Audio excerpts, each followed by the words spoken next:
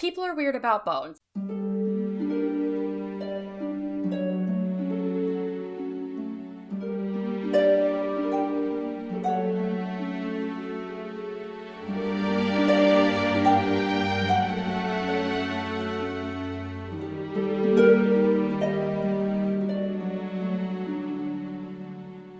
What are you doing?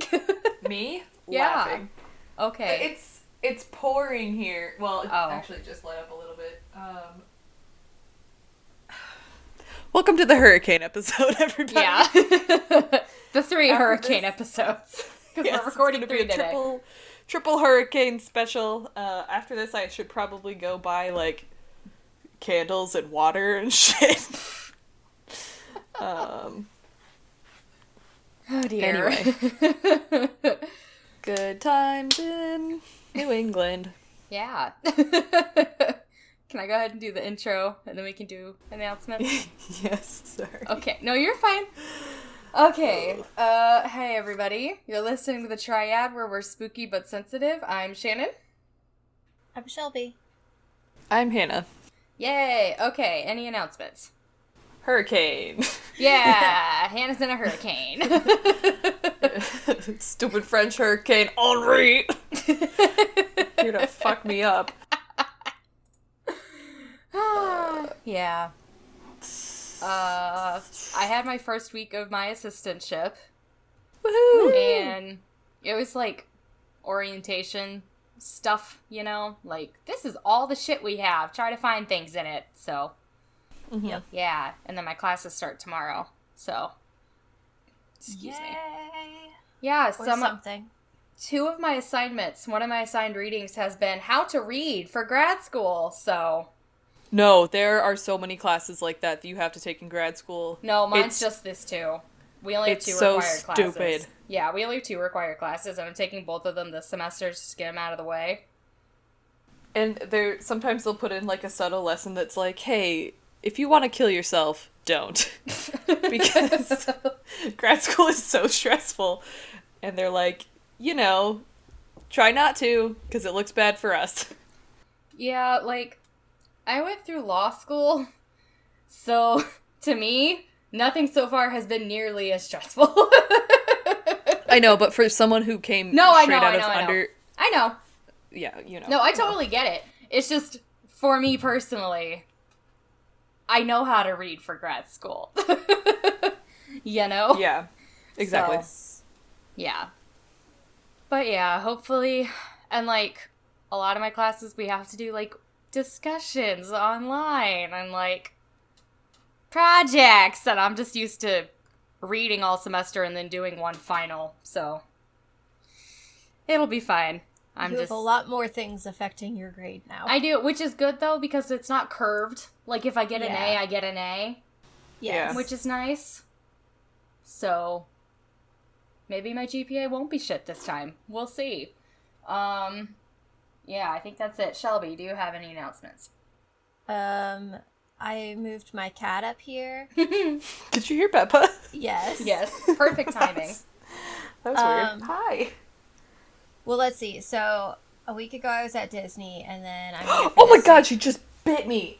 What Oh my is god. wrong with you? Okay, 1 second. This is... Shelby, continue. I'll be right back. Okay. Come here, you dick. But yeah, so like a week ago I was at Disney, and then I'm here for this week, and then like, not next week, but like... Later this week. Kind Yeah. of. like next week. Next weekend, I leave Yeah. for Disney again. You know, right as Yeah. things are ramping back up with COVID, it's great. Yeah. It doesn't make me anxious at all. Wear your mask, wash your hands, please and thank you. Yeah. Get vaccinated, also that. Can I tell you guys a story Yes. Yeah. about anti-vaxxers? Yes, Yes. please do. So yesterday, I was at a parade. It was the bicentennial parade for Maine. You guys saw the pictures. Yes. Yeah. There was a lobster queen fantastic. and a blueberry queen. And if only there had been a potato queen, the monarchy of Maine would have been completed. Anyway, so the guys who were marching for the Maine 3rd Infantry were crossing the bridge. It's a Civil War reenacting group. They were crossing this bridge, and they were in between the Democratic Party and the Republican Party, I guess, to, like, make sure they didn't kill each other. But as they were crossing this bridge... let's put the reenactors between the political parties. I know, they were like, why? But as they were crossing the bridge between Auburn and Lewiston, because the parade went through both towns, all of these maxers, I keep saying that, vaxxers and maskers, just kind of stormed the parade route. What the hell? With, like, bullhorns and propaganda, and they were all wearing matching really shitty t-shirts that were hand-drawn with vaccines on them crossed out. Oh, God. Oh, my God. And because the, I don't know, there was some, I don't know who it was specifically, I don't remember, but some, it might have been I think Governor Mills was there. I'm not entirely sure. I think maybe. But, someone important. Yeah, so it was just crazy, and, like, I think that that's incredibly wrong and shameful, and they should have been in trouble for that, because one, it was just a celebration of Maine, and they came in and ruined everything, and Yeah. I'm still upset about it. Anyway, Yeah. That's all. That's my whole story. Ugh. Yay! We love people. Yeah. And then after the parade, there was a festival in town. Mm-hmm. And it was full of, like, kids and old people and everyone who was vaccinated, like, having a good time. And then these morons started marching down the sidewalk, and I was sitting on a bench, and I just got up and went to the other side of the street because I was like, I'm not dealing with this. Yeah. I don't want you anywhere near me. I don't want you to jeopardize my life or the people that I love. And, like, anyway, people are assholes. I don't hate anybody, I guess, but I do not like anti-vaxxers, and they are really shitty people, and I'm just very upset about it. Anyway, thank you, goodbye. That was my TED Talk. Yeah, I have no qualm saying that I hate people, so I do hate anti-vaxxers and people who don't wear masks, so... I'm trying not to hate people. It's not going well for me. It's not good for your soul, apparently. Yeah.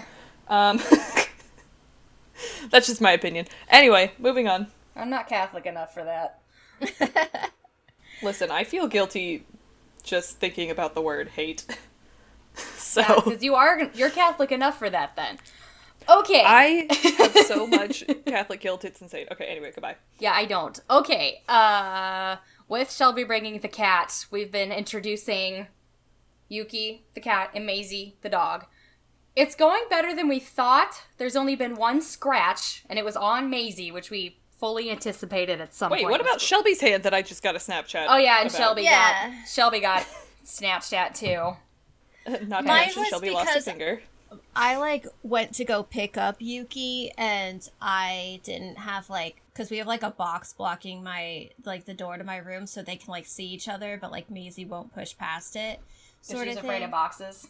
Yeah, and so I had moved that, and I went to go pick up Yuki, and, like, Maisie came running into my room, and so Yuki freaked out, so that's what my scratch was. It wasn't all, like, I'm mad at you or anything, so... It was a I'm scared thing.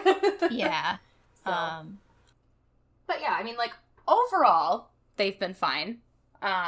Mostly just been doing stare downs, and Yuki's been growling like a motorcycle, and Maisie's been having temper tantrums where she howls. So, Yes. yeah. Maisie wants to be her best friend, and So bad. Yuki wants to be out by me and Shannon because she hates being alone, but she doesn't want to be by the dog, and she's having to come to terms with all of that. Yeah. And she's not sure about it yet. Yeah. But, But, I mean, like, it's a new house, a new person, a new animal, so, like, it's a lot of newness for Yuki. Yeah. She's doing better than I expected. Yeah. And Maisie's just dumb and doesn't understand that other creatures do not share the same love of other creatures that she does. Yes. Wait, you don't want to play with me all the time? Exactly. You don't want to be my best friend right away? What? I don't understand. Yeah, exactly. So, I mean, not that it's, like, bad now, just it will get more comfortable. You know? Yeah. Everyone will get more comfortable. I was gonna say, right before we started recording, like, we were all in the living room together, and every once in a while the two of them would, like, have a moment, but for the most part, like, Yuki was on the couch with me and Maisie was, like, on the floor, and they were existing in the same space. Yeah. We'll go with that. Yeah, although as more time goes on, the more them. frustrated Maisie is getting, so we'll see what happens, because she's getting frustrated. She wants to play! Yeah, so poor baby. we'll see. Yeah, they'll be fine. We'll see. Yeah. Yeah. It'll just take some time, but Yeah. they're good.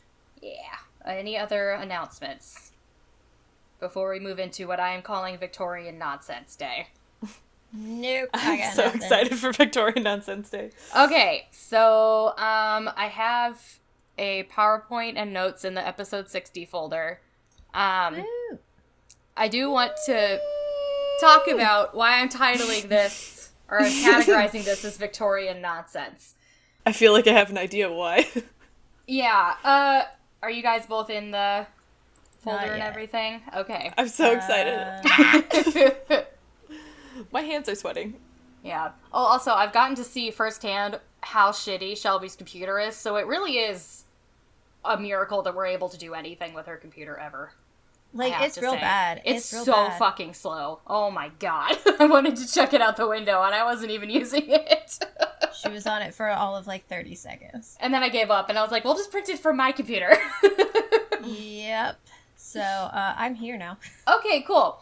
So, we are talking about Burke and Hare today. You both have heard of this, correct? Yep. Yes. Okay, cool. So the reason I'm calling, like, categorizing this as Victorian nonsense, this whole event only could have happened in the Victorian era because of the Yes. weird laws and, like, social customs at the time. Yeah. And, like, a lot of, like, there are some events that, like, it happened at a certain time, but it really could have happened at a lot of other points in time, and it would have made sense. A lot of Yeah. stuff in the Victorian era only could have happened in the Victorian era, you know? I was just explaining to someone the other day what a panopticon was. Yeah, exactly. And I was like, listen to this Victorian bullshit. That's what our next VSE should be, is panopticons, because we Dude, talk I about will them run that all VSE. the time. I Yeah. love a panopticon. I'll be in charge of that. Please do. Okay. Yes, Yeah. let's do that. Okay. Just remind me. Yes, September VSE, we're going to talk about panopticons. Panopticon. It sounds like a transformer, but It does. like a really It's shitty not. transformer. Yeah. like Panopticon, the roll out. Oh my god, I'm cracking myself up. Oh man, yeah. So yeah, today we're talking about Burke and Hare. So yeah, let's just get going on this whole mess. So my sources, you can stay on the title slide for now. My sources: Wikipedia, what a shock. Historic UK, Undiscovered Scotland, the Edinburgh News, the lineup, and then a scholarly journal article from 1944 called Bodies for Dissection, Historical Review. Ooh. Also, just as, not a warning maybe, but a heads up for people who don't know, I'm going to talk about the fact that people's bodies are dissected. I'm not going to give, like, details about that, because then I'll pass out, plus it's not relevant. But, just as a heads up, that's going to be mentioned at some point. This is mostly about murder and grave robbing and stuff, though. So, yeah. So, yeah, I don't want to give away the whole thing here, you know, but as I just said, Burke and Hare are known for selling bodies to anatomists, and anatomists were students, doctors, or lecturers who dissected bodies to learn human anatomy. And this whole thing took place in Edinburgh from 1827 to 1828. And Anatomist was that word I couldn't say during my last episode. So I do want to give a little bit of context. So this is going to be, like, the history of bodies for dissection in Scotland, because it's relevant to how this whole thing even happened. So, basically, if you were a medical student in any time before 1895, and you wanted to learn how to perform surgery, you had to learn human anatomy. And the thought process at the time was, what better way to learn anatomy than to view or carry out as many dissections as you possibly can? So if you can go to slide 2, these are pictures of people, like, around corpses doing dissecty things. There's nothing graphic in it. Except the corpses. Except the corpses. It's fine. You can pretend that they're sleeping. They're not being dissected. They're not being dissected. No, they're just, you can pretend that they're still sleeping. Intact. Yes. Yeah, and so x-rays, Although I do love this man with the skeleton on his lap. Yes. Because that's me. Yes. Yeah. Yeah, so, x-rays weren't invented until 1895, so they didn't really have any other way of learning human anatomy other than to dissect corpses. And, Fair, I suppose. Yeah, and so many students carried out these dissections on their own in order to learn, more quickly. And additionally, during this time, medical science was expanding rapidly, and there were more and more people every year who entered medical school. And just for, I probably could have put this little chunk in a different section, but if you've seen Penny Dreadful, Victor Frankenstein, he calls himself an anatomist more than a doctor because he focused more on surgery and anatomy rather than, treating an illness. Yeah. You know? So that was, a distinction. I say I've seen that TV show, which I have not. It's a good one. It's a very good show. I know. Well, season 3's not. They really rushed it because they found out they were getting canceled. It's a whole thing. Anyway, so... on top of all of this, for whatever reason, Edinburgh was, the place to be to learn about dissection and anatomy. A bunch of super famous and successful anatomy teachers were in Edinburgh. So it was just, the hub. If you wanted to learn anatomy and you were in the UK or Ireland or even Europe, you would go to Scotland to Edinburgh to learn how to do this. Sure. In order to perform a dissection, you obviously need a body. And there were over 400 medical students in Edinburgh alone in 1800. So the practice, so the practice at the time was to carry out 2 dissections and 1 operative surgery, all of which needed freshly dead bodies. So in London in 1828, they needed 1,500 bodies a year. And that stat is from that Bodies for Dissection article. And they probably needed close to that amount in Edinburgh as well, but I'm just guessing. I don't have an actual stat. It may have been slightly higher because there were more anatomists in Edinburgh. And so the question becomes, where do we get all these bodies? So the Murder Act of 1752 permitted that bodies of murderers or other people who had received the death penalty be dissected in order to contribute to medical knowledge. So the way I understand this law, if you were hanged for being or executed by the state, your body was dissected. You did not get a choice. That was just how your body was basically donated to science to be used as an anatomy subject. I saw in one article that you could also dissect bodies of those who died in prison, suicide victims, and unclaimed orphans, but I'm not 100% sure. I know. That's disturbing. I know. God. I'm not 100% sure if that's accurate for when Burke and Hare were operating. I think when they were doing what they were doing, it was only people who had been executed by the state. Later on, those laws changed, we will get into later. And then I think that people were allowed to give their bodies for dissection, but it was exceedingly rare.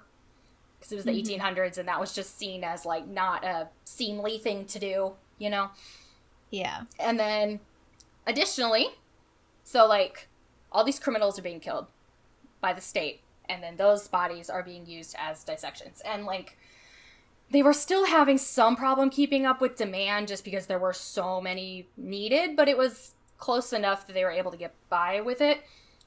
But in 1823, a new law went into effect, which kind of made things a whole lot worse on that end. So, before 1823, a set of laws known as the Bloody Code were in place. So, I couldn't find, the actual text of it, plus it's insanely long, so I wouldn't want to anyway.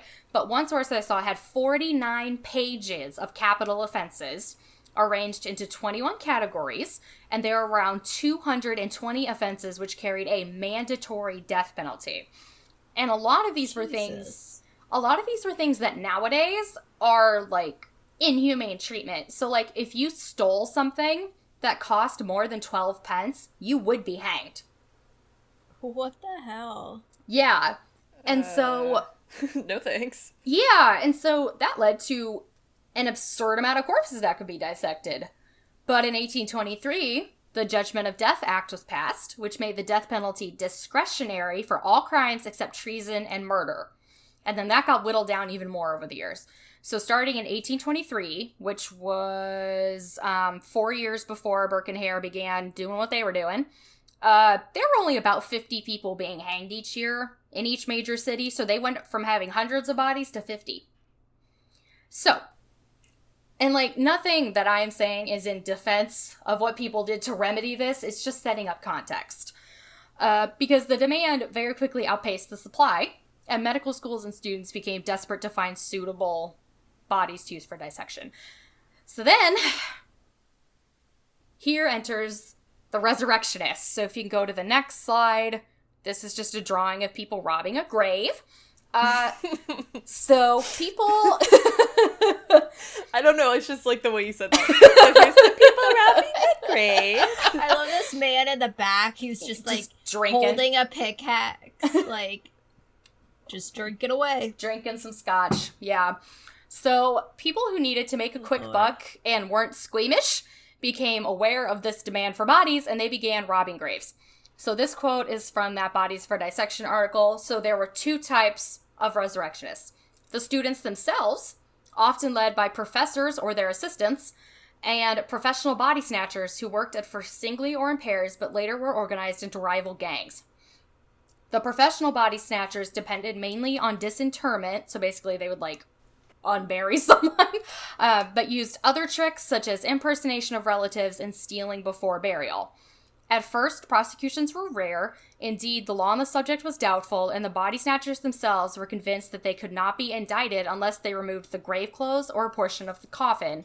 But in Rex v. Lynn in 1788, the King's Bench decided it to be a misdemeanor to carry away a dead body from a churchyard, even for dissection. So basically, going back to the mid-1700s, people were stealing the newly dead out of their graves, and if they weren't students or anatomists themselves, they would sell them to anatomists. Because even when they were executing thousands of people a year, it still wasn't enough to keep up with that demand. And then if they got caught, it was only a misdemeanor. So you could steal something for 12 pence and you will be hanged, but if you steal a corpse out of a grave, you're just going to get a slap on the wrist and maybe a fine. What's Yeah, 'cause the that makes conversion sense. rate on that? I have no idea. Okay, what year is this again? I'm gonna look it up. Let's say 1822, because that was the year before that law got repealed. 1822. Yeah. And I think that may have... I don't remember, because in the UK, they used to have a different... Because now they use the pound system, but before that, they were using... I don't think pence is part of that. I think that's part of the old money system. I'm not sure, though. They used to have a different currency. It was a whole thing. So, basically, grave robbing was especially a problem in Edinburgh, which, as a reminder, was the anatomy capital of the world for some reason. And medical students and doctors and all that, they were so desperate that they didn't ask where the body had come from. So It was about $20. Okay. Yeah, I figured it was something similar to that, but I wasn't 100% sure. Thank you for doing that. Yes. I didn't even bother. Yeah, so steal something worth $20 and you're going to get executed by the state. Cool. Great. But steal a corpse, you might get a fine. So, It's fine. It's fine. it's fine. Priorities. Do you know what just went through my head? What? Oh dear. Do you know that song? What the fuck is that song called? I don't know country music. Save a horse, ride a cowboy. I do, yes. God. Steal a corpse, ride a cowboy. Oh my god. I don't know why I'm so silly today. I apologize. It's fine. It makes things entertaining. Steal a corpse, ride a cowboy. Oh, Oh man. my gosh. Oh my god, I'm so sweaty. We just started. We have so much more to get through still. I know. No, you're fine. You're fine. Okay, so by the 1820s, people in Edinburgh were leading protests at the increase in grave robbing. Families were forced to use anti-grave robbing measures for their recently deceased relatives. Some of these measures were they hired guards, they built watchtowers, they would place a temporary stone slab over the grave, which they would remove after enough time had passed that the body would no longer be usable for dissection. And then one of the other ones was a mort safe. So if you go to slide 4, these were basically iron cages that, like, surrounded the burial site. So some of these were still in place in the 40s, as the author of the Bodies for Dissection article noted that he had seen some still standing in graveyards. Obviously, they are still standing now, otherwise we would not have photographs of them like we have on this slide here. And then oftentimes those would be removed again after enough time had passed that the body had decomposed to a place that it could no longer be usable, but obviously some of them were left. Yes. Do you have an answer? Does this go around like the entire casket, or is it just above I had a similar ground? question. I don't know the answer to that question. Let me look it up real quick. I think it must go down below, it because must. if it was just above ground, they would just like rip it off, and that would be that, you know? it Well, you could just rip it off, or you could just like bury dig around next to it. Yeah. Let me see And, like, here. Oh, they go were over. super duper heavy. They were padlocked together. Here we go. A plate was placed over the coffin and rods with heads. Oh, so it was like an interlocking system as well. It must have gone. It doesn't say from what I can find. But yeah, it must have gone all the way around. It must go at least a couple feet down into the ground. Yeah. You know?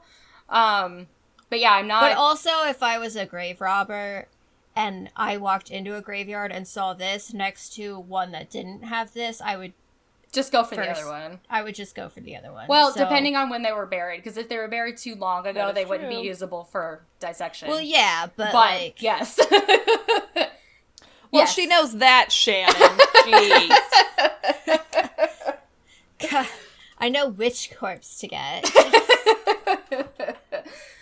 So don't rob graves, people. yeah, It's rude. Do you guys remember that thing on Tumblr a long time ago where like fake witches were like robbing graves and putting the bones in IKEA bags? That's actually a problem on TikTok right now because this one guy, Oh my god! he has like people. He like has a wall of spines, which is fucking disgusting.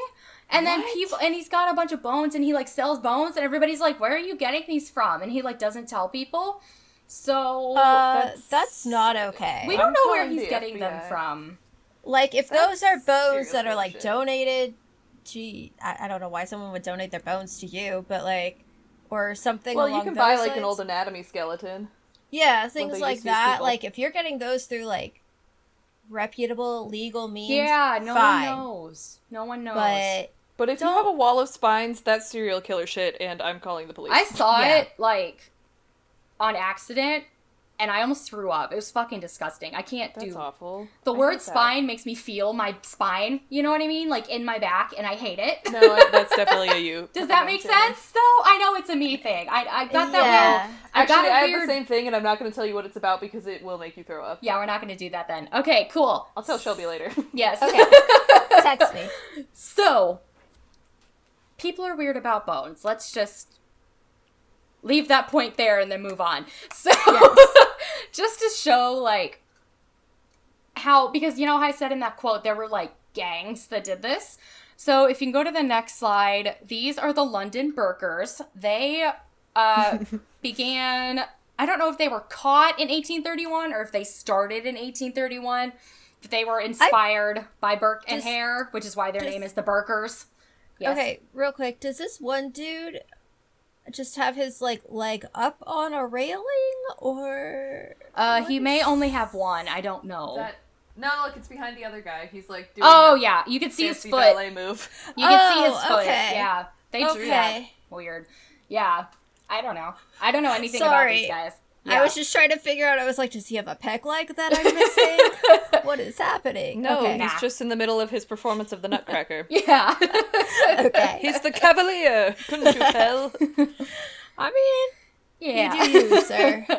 Yeah, so these were the London Burkers who, again, they were inspired by Burke and Hare. They were active after Burke and Hare were, which is why they're called the Burkers. After they were arrested, they confessed to stealing between 500 to 1,000 bodies over a 12-year period.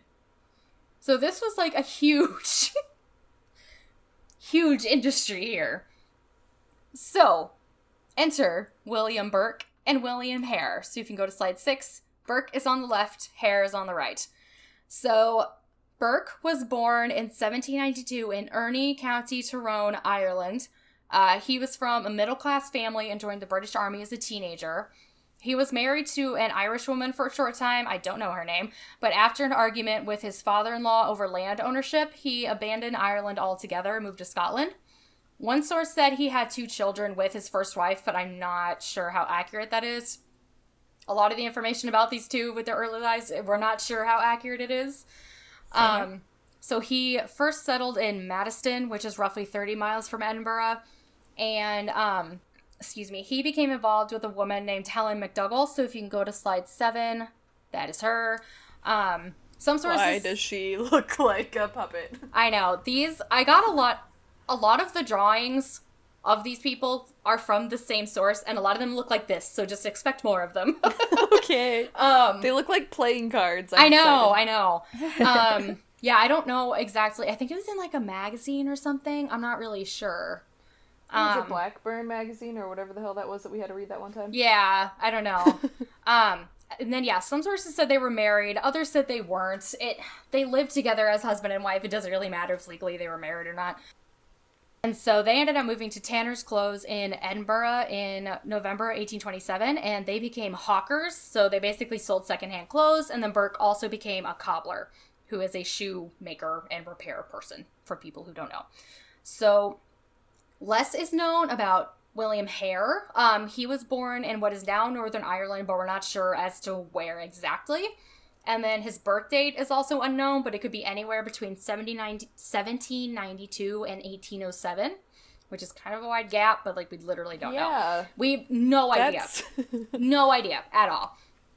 So he moved to Edinburgh in the mid-1820s and lived in a lodging house in Tanner's Close. So this was a house owned by a man named Logue. I have no idea if that was his first name or his last name. I think it was his first name. But then his name would be Logue Laird, which is a horrible name. But whatever. So that is the worst name I've ever heard. It's horrible. So Logue owned this boarding house with his wife, Margaret Laird. So Logue ended up dying in 1826, after which Hare and Margaret began living as husband and wife, and Hare took over running the lodging house. So I'm going to refer to Burke and Hare by their last names because they have the same first name. Plus, that's just Billy and Willie's too complicated? Yeah, we're not doing that. And then for their kind of wives, for their wives, I'm going to call them by their first names because otherwise we're going to have 2 Hares and 2 Burkes, and we're not doing that. So, just going forward. Lady Burke. Man Burke. Yeah. Ooh, wait, Lady Hare and Man Hare, though, are very good.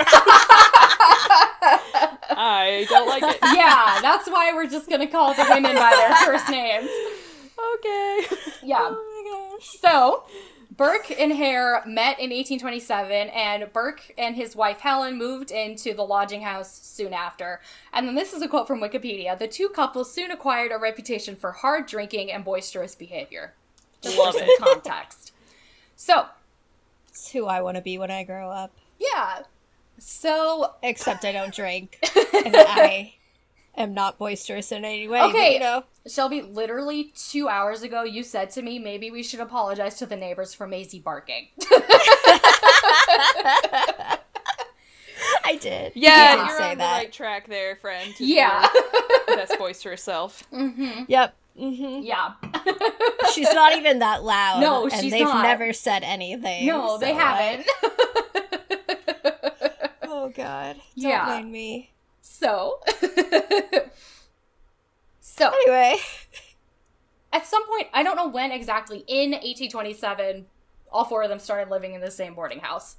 But on November 29th, 1827, a lodger named Old Donald died in the house. I don't know the rest of his name. I just know that was what he was referred to as Old Donald. So he died. That is the most Scottish man name ever. I know, right? It's like, his name might as well have been Florida Man. Yes. There's some Old great... Randy Florida Man. Yeah. Old McDonald. There's some great Old nicknames Donald. in here. It's great. So, he died from... Have you guys ever... Sorry. No, you're fine. Heard, probably not. Have you ever heard the song Donald Where's Your Trousers? No. Yes. It's such... Shannon, I'm going to send it to you later. It's Okay. such a bop. Okay. So good. It's about a Scotsman in a kilt. I kind of assumed just from the title. Okay, so, Old Donald. He died in the house on November 29th, 1827. He died from dropsy, which nowadays we know as edema. It's basically a buildup of fluid in the tissue. I didn't put any pictures because it's fucking disgusting. It's really gross. It's nasty. Gross. Yeah. I am warning you people now. Don't Google it. You will regret Googling it. If you know anyone with, like, severe diabetes, that's what usually... Or, like, who has had, certain people with cancer will get it from, like, their chemotherapy. Like, my aunt had it. Yeah. So... It looks very uncomfortable and painful, and it just doesn't... In its, like, really mild form, it basically just looks like... Because my aunt had it in her arm, and it just looked like her arm was, like, really swollen. Yeah. But, yeah. But it can get really... Like, it can get really gross. I don't know that infected is the right word, but No. just, like, really yucky really fast. Yeah. Yeah. So, don't look it up. Don't look it up. Just don't. Yeah. So... He died from this, and he died while owing Hare 4 pounds in rent, which for 1827 was like a decent amount of money.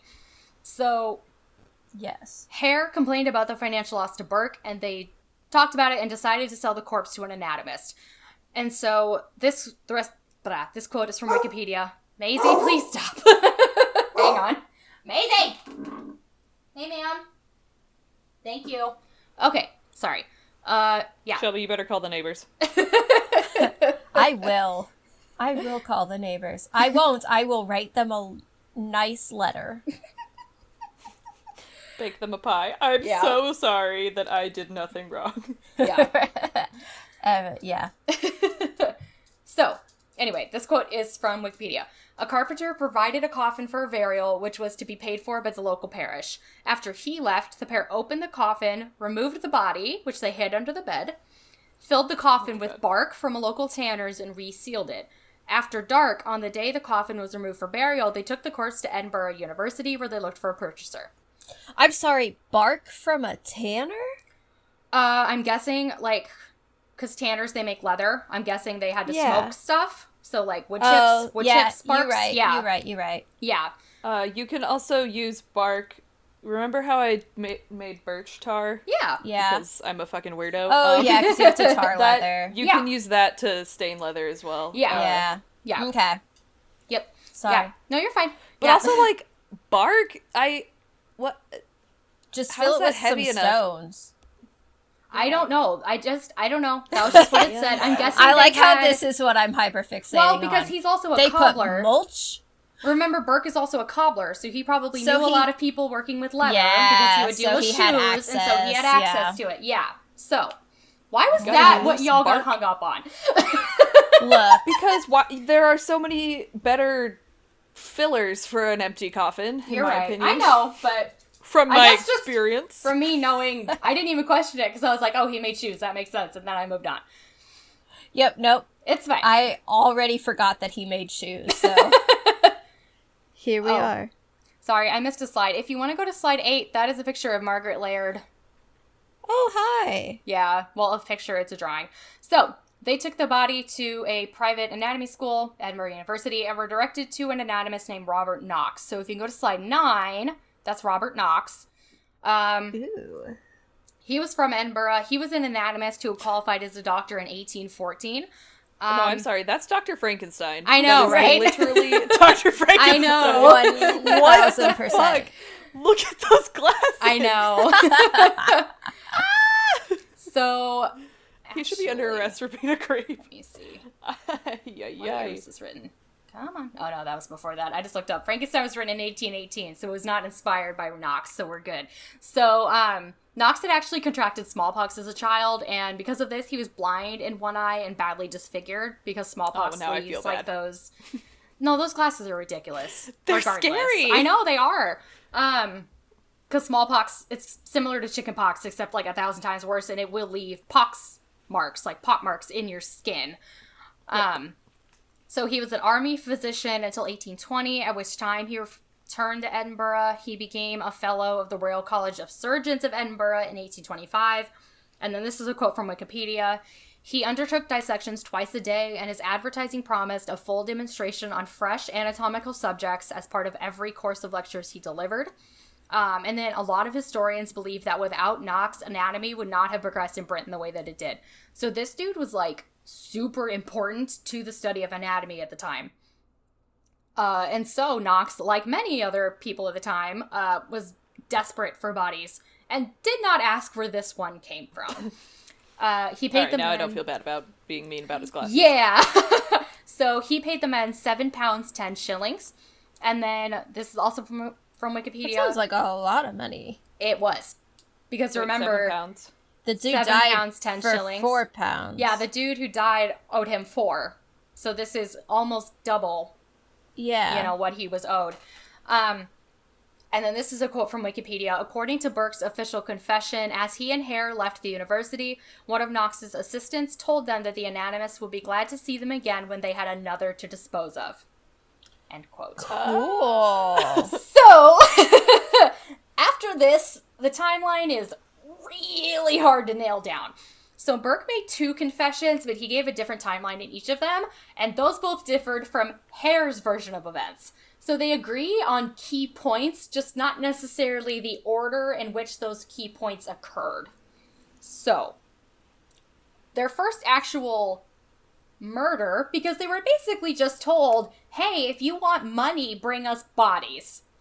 Yeah. So, rather than grave robbing, they felt it would be easier to murder because they ran a boarding house and there were people there. So, first one. Oh, God. This is what I meant when I said this could literally not happen in any other era than the Victorian era. Yep. Could not occur. This is straight Victorian nonsense. Yes. So their first murder was in January or February of 1828. We're not sure. And then there are 2 possible people that could have been first. So it was either a miller named Joseph, we don't have his full name, or a salt seller named Abigail Simpson. So it seems like most historians think that Joseph was murdered first, but there's enough disagreement that it's hard to say for sure. So assuming that Joseph was murdered first, he was lodger at the boarding house and he was sick with something, I don't know what. Rather than just waiting to see if he died, they did it themselves. So they plied him with whiskey and then suffocated him, and that became their MO across all of these murders. They would get them insanely drunk and then suffocate them. This part's a little bit graphic, so just be aware. Apparently with him, they used a pillow, but in other murders, they used their hands, which is another reason why people think he was first, because he has that different method than the other victims did. Yeah. Their MO wasn't... it wasn't established yet. established, yes. Yeah. And then, they did this by having Hare actually do the suffocation while Burke lay across the upper torso to restrict movement. And then this part is again a little bit graphic. After this, I will not be describing how people died unless it was weird or somehow relevant to something.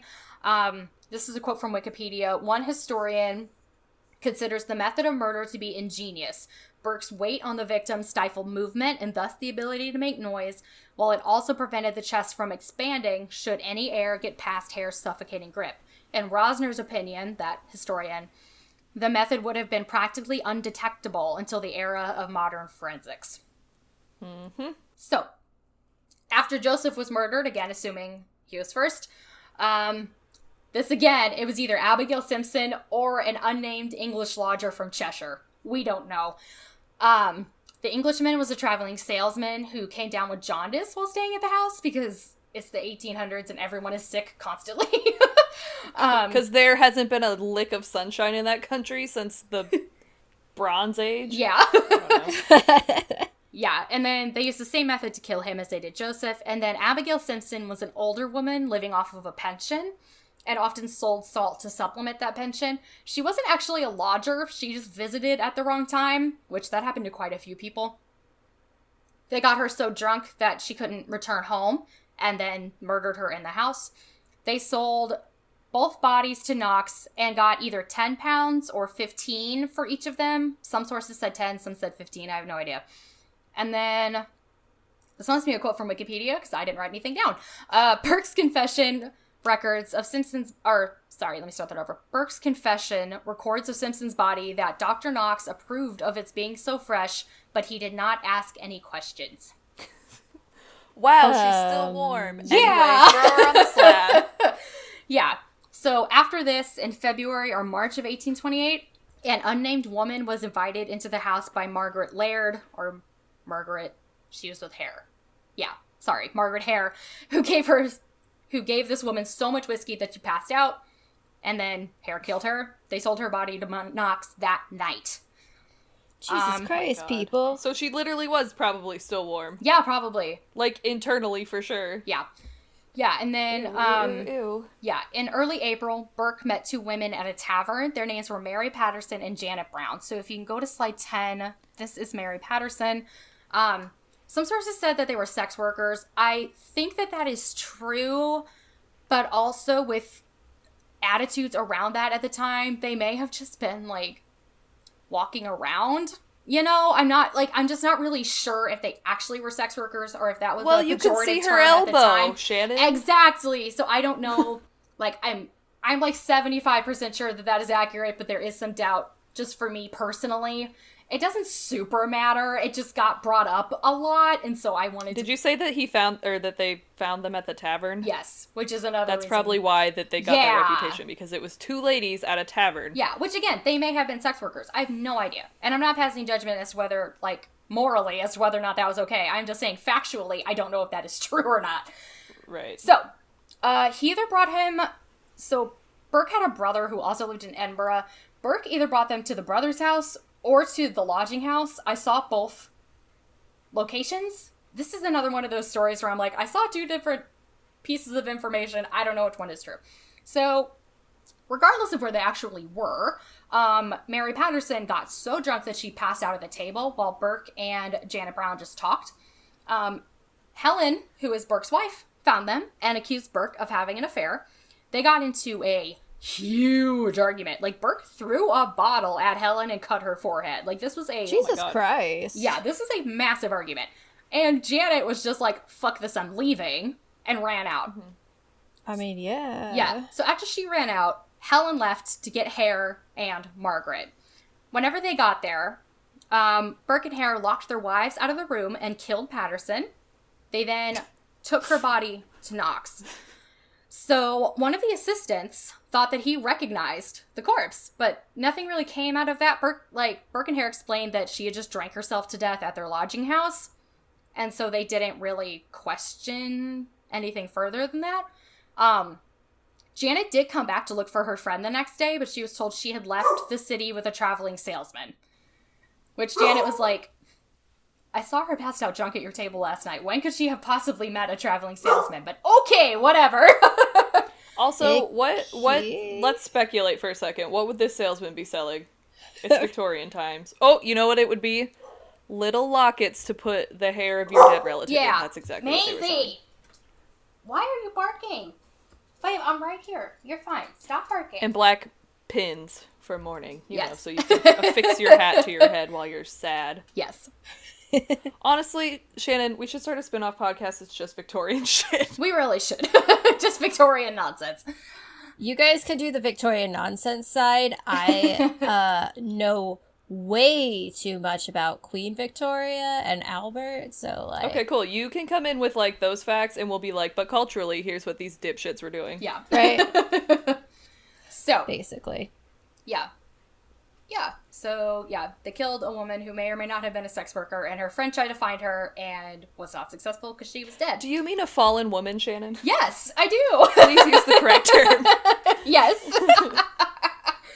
So, a short time after this, I don't know when, but it was between April and it was sometime probably like late April, early May.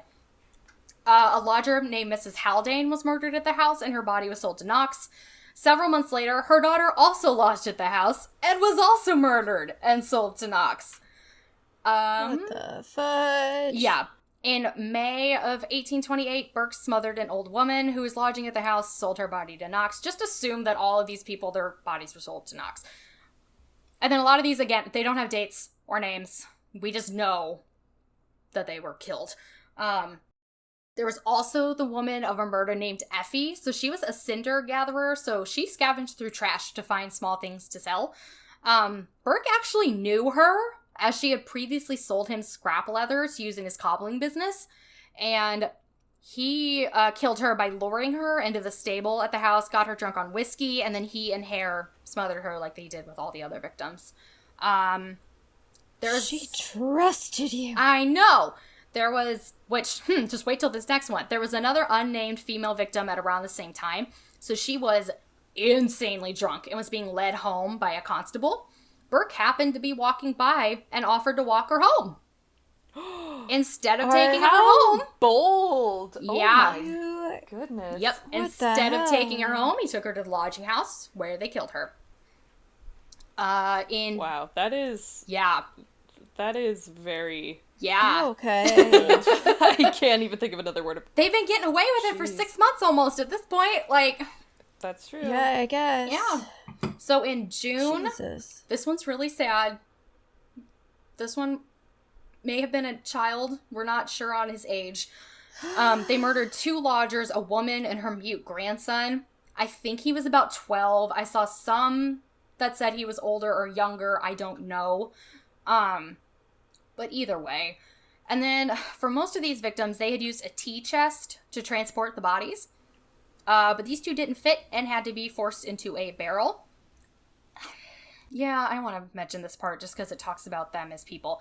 This part, an animal's going to die in about 30 seconds. I will say it that way. Apparently, Hare's horse refused to pull the cart that had the barrel on it, which forced Hare to have to hire a porter to move the barrel. And then Hare was so angry about this whole situation that he shot his horse later that day. Oh my goodness. Oh yeah. my god. Which, again, I only mention it because I think it gives an insight into, him as a person, which I always think we should include. So... There's a very famous scene from Crime and Punishment about a bad thing happening to a horse that's very similar, and I hate it. Yeah. Anyway, that's a really good book. Everyone should read it. So, on June 24th, and this is all in 1828 still, Burke and Helen left town to visit Helen's father. When they returned, they found that Hare had somehow acquired new clothes and extra money, which led them to believe that he had sold another body. He denied it, but Burke checked with Knox, who confirmed that Hare had indeed sold him a woman's body. This led to an argument, and Burke and Helen actually moved out of the house at this point. But the actual fight didn't last that long because they killed a woman named Mrs. Ostler in late September or early October. She was a washerwoman and had come to Burke's home to do laundry while Hare happened to be visiting. So again, she's just another one who's in the wrong place at the wrong time. And then they did continue. They killed a couple more people after this, which I will get into, but they never both lived in the same house together after Burke and Helen moved out. So, a week after Mrs. Ostler, one of Helen's relatives was visiting. Excuse me, her name was Anne. They killed her and sold the body. Oh my god. Yeah, which I think Helen, assisted with. She at least knew about it. Margaret and Helen knew all of this was going on and assisted sometimes. It was a whole thing. The hell? Yeah, and then the next victim was killed sometime in mid-October. He was an 18-year-old named James Wilson. He was mentally disabled and had deformed feet, which caused him to walk with a limp. He was known around town as Daft Jamie because it's the 1800s. So if you go to slide 11, this is another one of those weird card portraits of Daft Jamie. That's weird. Yeah, so he was homeless and supported himself by begging. So, but he was known around town, pretty because he was pretty popular, right? Yeah, he was. People were friends with him. Yeah, because he was a very nice person. He just needed help doing everything, pretty much, because he was disabled. So Hare lured him to the lodging house with the promise of whiskey. But James didn't really like whiskey, so he didn't drink as much of it as the victims normally did. So this left him, relatively sober, and he was really strong. So he was able to fight back, pretty well, but they were able to overpower him, and they ended up killing him. So they sold his body to Knox the following day. So some of Knox's students recognized James's body, but Knox flat out denied that it could be him. And then when word started spreading that James was missing, Knox removed the head and feet from the body so that it couldn't be recognized. Oh, Yeah. Oh my god. that's awful. Yeah, because he had deformed feet. So, He was like So you would recognized be able to by his tell. feet. yeah, exactly. Yeah. So, last victim was a middle-aged Irish woman named Margaret Docherty. So if you can go to slide 12, I guess in some reports her last name was Campbell, at least reports at the time. Every source I saw referred to her as Docherty. I'm assuming her name was Docherty. So this actually happened on Halloween in 1828. Oof. Burke lured her into his lodging house by claiming that his mother was also a Docherty and began getting her drunk. So he was like, oh, my mother was a Docherty. Maybe we're related, and like got her into the house and talking. And Honestly, though, that's how you get an Irish person in your house. Yep. Oh, I'm a cousins! Yeah. And so this is where they got really careless about this whole thing. So this is at Burke's lodging house, not at Hare's, because remember, at this point they're living separately. And Burke doesn't own this lodging house, he's just staying in it. Unlike with Hare, where he technically owned the lodging house, even though his wife did. It was a whole thing. So there were two other lodgers. Property. Yeah, there were two other lodgers in the house, a couple named Anne and James Gray. Their children may also have been there. Burke and Hare actually paid them to go stay at Hare's lodging house for the night, claiming that Burke wanted to visit with his relative in private. And then this is a quote from Wikipedia. At around 9 p.m., the Grays returned briefly to collect some clothing for their children and saw Burke, Hare, their wives, and Docherty all drunk, singing and dancing. Although Burke and Hare came to blows at some point in the evening, because of course they fucking did, they subsequently murdered Docherty and put her body in a pile of straw at the end of the bed. So, which, by the way, there's a pile of straw there because most mattresses at the time were filled with straw. So it's just used as, like, stuffing. Yep. I just want to provide that context for people. Shelby, are you still there? Yes. Okay, just checking. So they killed her, put her in straw at the end of the bed. So the Grays returned the next day and became suspicious when Anne was not allowed to go near the bed. So she had left some clothes, like, next to it and obviously wanted to go and get them. But Burke and Hare were like, nope, can't go near the bed. And then Just like, okay, my house, but... Well, they're all lodging there. But they left them alone in the house in the early evening. Like, Burke and Hare left. They hadn't gotten the body out. They just left the Grays alone in the lodging house. Even though you knew that they were suspicious of something. Yep. Yeah. The Grays found Docherty's body, which had blood and saliva on the no face. shit. Yeah, exactly. No shit. So, this is a quote from Wikipedia. While the Grays reported the murder to the police, Burke and Hare removed the body and took it to Knox's surgery. The police search located Docherty's bloodstained clothing hidden under the bed. Burke and his wife gave different times for Docherty's departure from the house, which raised enough suspicion for the police to take them in for questioning. Early the following morning, the police went to Knox's dissecting rooms where they found Docherty's body. James Gray identified her as the woman he had seen with Burke and Hare. Hare and his wife were arrested that day. So, all told, Burke and Hare murdered 16 people. And they were not technically resurrectionists because they never actually robbed a grave. So. They were just dicks. Yep. So, for the investigation, Burke, Hare, and their wives had all been arrested by November 3rd and were charged with murder. Police also interviewed Knox, and their initial impression was that Knox had no morals but hadn't done anything illegal. Which, that opinion never really changed. And at this point, they only know about Mrs. Docherty's murder. So they Gotcha. You know, they were probably just too afraid of his glasses to say anything. They were like, he just gives me the creeps. I think he's an evil dentist. Yeah. Well, and like, you gotta remember too, like, the police knew that people were robbing graves to sell the bodies to doctors. Like, they knew that this was happening. And a lot of the time, they just turned a blind eye to it because they were like, well, this needs to happen so that the doctors can become doctors, you know? Just kind of, yeah. So, they didn't really look too deeply into him because they were like, well, no one asks questions when they get a body in your position. You know, it was, again, Victorian nonsense. So, they suspected, though, you know, that there had been other murders, but without bodies, that was, like, really difficult to prove. So, this is another quote from Wikipedia. As news of the possibility of other murders came to the public's attention, newspapers began to publish lurid and inaccurate stories of the crimes. Speculative reports led members of the public to assume that all missing people had been victims.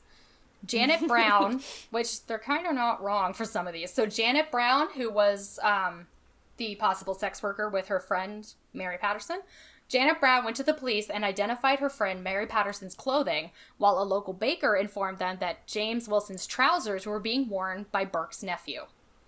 So, Oh my god. this led to a murder charge for the death of James Wilson being issued on November 19th. And at this point, the police began attempting to extract a confession from one of the people involved. And this is a pretty regular technique. You get one person to flip so that the others can be prosecuted. So, this is also a quote from Wikipedia. Hare was chosen as the one to try to get to flip on the others. So on December 1st, he was offered immunity from prosecution if he turned King's evidence and provided the full details of the murder of Doherty and any other. Because he could not be brought to testify against his wife, she was also exempt from prosecution. Because if you're married, you can't be forced to testify against the other person in court. Hare made a full confession of all the deaths, and Ray, the prosecutor, decided sufficient evidence existed to secure a prosecution. On December 4th, formal charges were laid against Burke and McDougall for the murders of Mary Patterson, James Wilson, and Mrs. Doherty. So Knox faced no charges at all. Statements given by Burke and Hare exonerated him completely, basically, of at least being involved in the murders. But public opinion of him was not favorable, to put it mildly. Wonder why. With some claiming that he was the mastermind behind the whole thing. He wasn't, but some people claimed it. So a new word was coined from the murders, burking, which means to smother a victim or to commit an anatomy murder, and a rhyme began circulating around the streets of Edinburgh. Can either of you do a Scottish accent? Because I can't, and this needs to be read with a Scottish accent. I would really like to Okay, try. I will put it in the Discord chat. I was gonna say I cannot do Scottish. I can't do Scottish. You have to give me a second, though. No, you're fine. Okay, it's in the Discord chat. Okay. If this is bad, you have to cut it. It's fine, I will. Okay.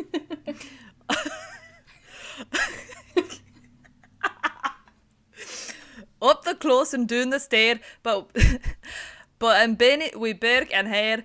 Burke's the butcher, Hare's the thief, Knox the boy that buys the beef. That is perfect! That was beautiful. I am very deep into Scottish Twitter, or not Twitter, Scottish Twitter and also Scottish TikTok. That was perfect! Thank you. That was Thank so you. beautiful. This rhyme I needs to loved be, that. it needed to be read with a Scottish accent. I cannot do a Scottish accent. So. Well, yeah, I love Scottish people so much. So fucking funny. They're honestly hilarious. Always. Yes. So thank you. I would like... This was one of those that could have been turned into a nursery rhyme and no one would have known any different nowadays, you know? So, Yeah. the trial. Shockingly, it was a shit show because I apparently keep picking things where the trial was a shit show. I'm not doing that on purpose. It just happens a lot. So, for some reason, they decided to begin the trial on Christmas Eve, 1828. So, like, Cool. 6 Sure. weeks later. Which, like, at the time, the turnaround was fairly quick. I don't know why they couldn't wait until December 26th. I have no idea. But they didn't. And then, remember, they're only charged with 3 murders because those are the only ones they have any evidence for at all. And so, there was a whole thing with an objection that took most of the day, so the actual trial didn't start until the afternoon. And that objection was basically, Burke's attorney threw a hissy fit that they were trying all 3 murders at the same time and not having separate trials for all 3 murders. And then, after a lot of arguing, the judge decided to split the indictment into 3 separate charges. So So basically, that sounds like a lot of work for no reason, It- but it- okay. it did nothing. It didn't help anything. I have no idea why they decided to do this. And so the judge then gave the prosecutor the choice of which crime to prosecute first, and he decided on the murder of Mrs. Doherty. So at this point, like at this trial, Burke and Helen were both on trial for murder, okay? So, and they were just being, the trial was for both of them. They weren't doing it separately. I don't know why he argued for the charges to be split and not for the defendants to be split. I don't know why he didn't argue for separate trial. I have no idea. It didn't help anyway. So, The prosecution called several witnesses, including some doctors who had investigated the scene and thought that foul play was involved. So this is a quote from Wikipedia.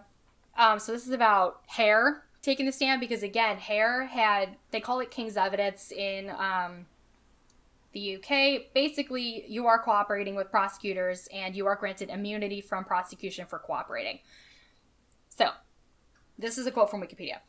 In the early evening, Hare took the stand to give evidence. Under cross-examination about the murder of Doherty, Hare claimed Burke had been the sole murderer and McDougal had twice been involved by bringing Doherty back to the house after she had run out. Hare stated that he had assisted Burke in the delivery of the body to Knox. Although he was asked about other murders, he was not obliged to answer the questions as the charge related only to the death of Doherty, which that's still a thing, even like in United States court with evidence. You can't be asked about other crimes because that might be unfairly prejudicial to the jury. So, after Hare's questioning, his wife entered the witness box carrying their baby daughter who was suffering from whooping cough. Margaret used the child's coughing fits as a way to give herself thinking time for some of the questions and told the court that she had a very poor memory and could not remember many of the events. So. That's cheating. That's cheating at court. It is cheating. Yes, Yeah. it is. Yep. Yeah. You're not playing fair. Yeah. And then on the defense side, there were no witnesses called for the defense. So, this attorney's just bad. Like, I'm not saying... like, I'm just stating factually this is a bad attorney. Like, why would you not try to do anything at all?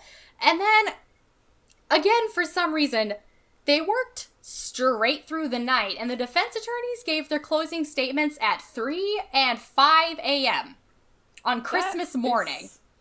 Because, this is a quote from Wikipedia, even a formal postponement of the case for dinner would have raised questions about the validity of the trial. So why didn't they not start it on Christmas Eve? Like, I don't understand. Just freaking wait a couple days. Just wait 2 days. I don't understand. Regardless, the jury retired to consider the verdict at 8:30 a.m. Christmas Day and returned with a verdict 50 minutes later. They gave Burke a guilty verdict, but found the charge against Helen to be not proven. So she basically got a not guilty verdict. So, I'm guessing, again, this is from Wikipedia because I didn't put a source. So, as he passed the death sentence against Burke, the judge, whose last name was Boyle, told him, "Your body should be publicly dissected and anatomized, and I trust that if it is ever customary to preserve skeletons, yours will be preserved in order that posterity may keep it in remembrance of your atrocious crimes." Which he was kind of right about. So, Helen was released, but was almost immediately assaulted by an angry mob who didn't agree with the verdict. She left Edinburgh the next day, and we have no idea what happened to her after that. Cool. So, the aftermath of all of this. So, on January 3rd, 1829, this is a quote from Wikipedia, on the advice of both Catholic priests and Presbyterian clergy, Burke made another confession to authorities. This is more detailed than the official one provided prior to his trial, and he placed much of the blame on the murders on Hare. And then, of course, on January 16th, 1829, a petition on behalf of James Wilson's mother and sister protesting against Hare's immunity and intended release from prison was given lengthy consideration by the High Court of Justiciary. I can't say that word. And rejected by a vote. And it was rejected by a vote of 4-2. So basically, James Wilson's family petitioned the court to get rid of Hare's immunity, and that failed. So Margaret Hare was released on January 19th and left for Glasgow to find passage back to Ireland. She was recognized and attacked by an angry mob. All these people were attacked by angry mobs on their way out of town. She was given shelter at the police station and got a police escort onto a ship bound for Belfast. We don't officially know what happened to her after that. Undiscovered Scotland said that she fled to Australia, but that's the only source that said that, so I don't know if that's true.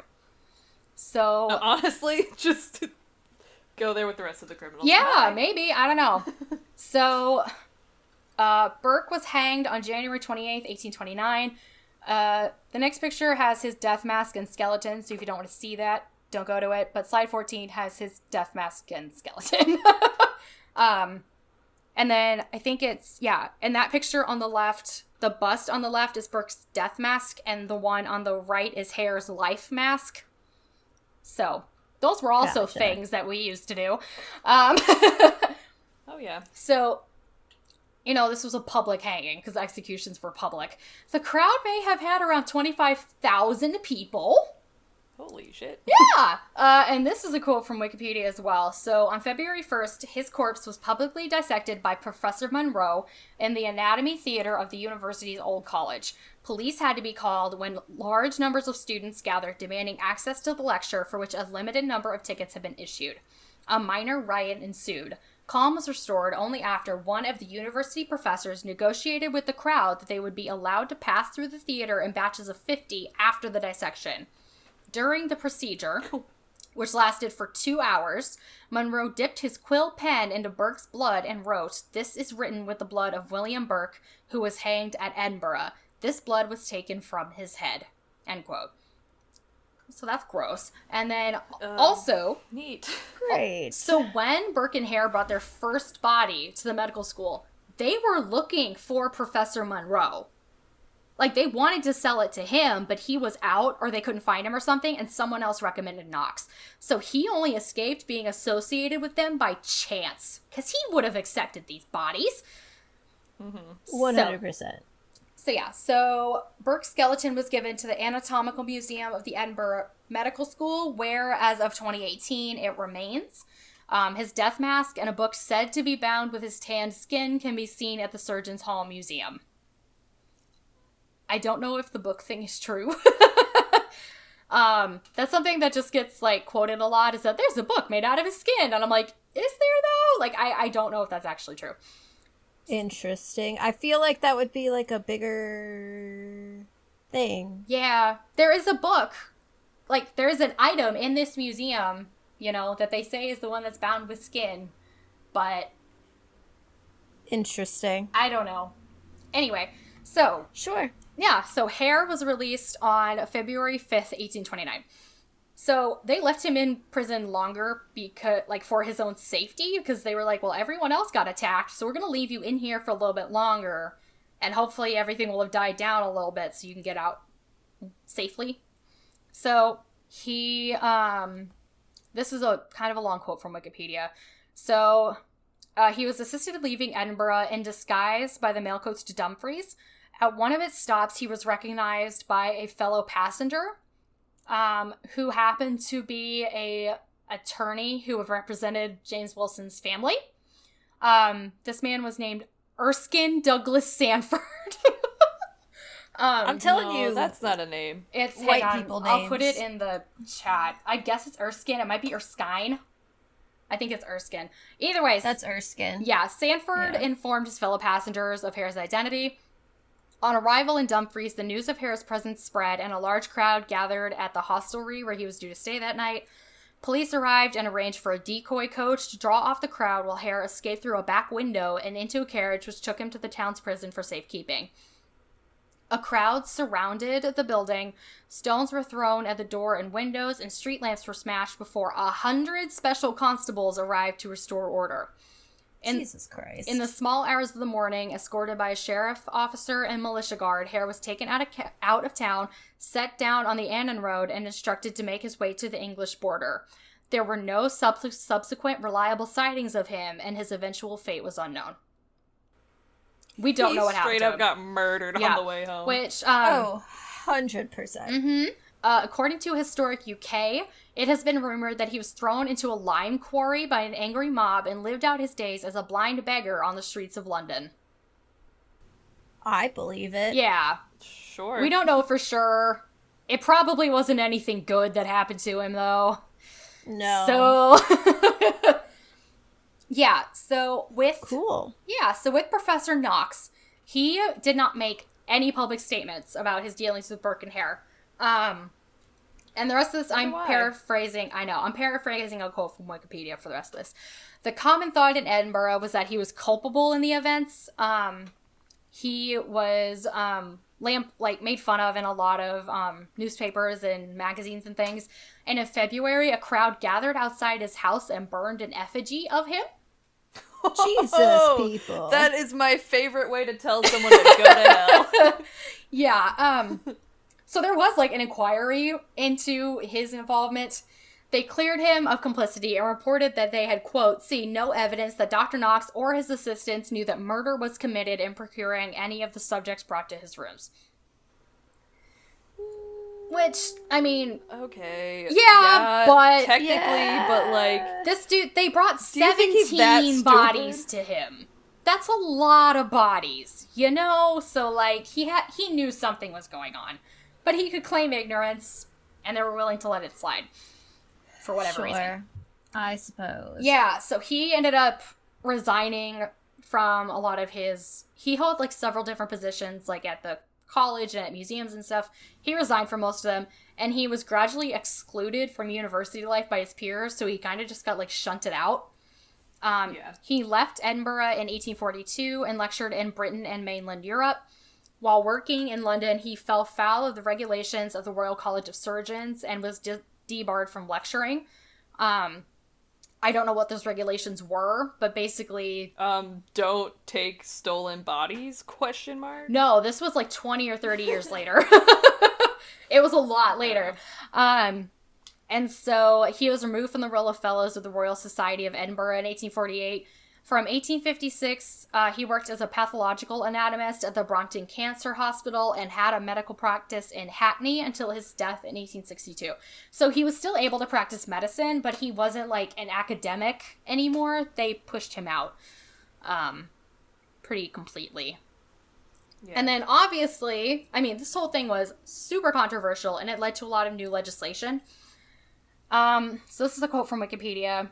The murders committed by Burke and Hare raised public awareness of the need for bodies for medical purposes and of the trade that doctors had conducted with grave robbers and murders. The East London murder of a 14-year-old boy and the subsequent attempt to sell the corpse to the medical school at King's College London led to an investigation of the London Burkers, who had recently turned from grave robbing to murder in order to obtain corpses.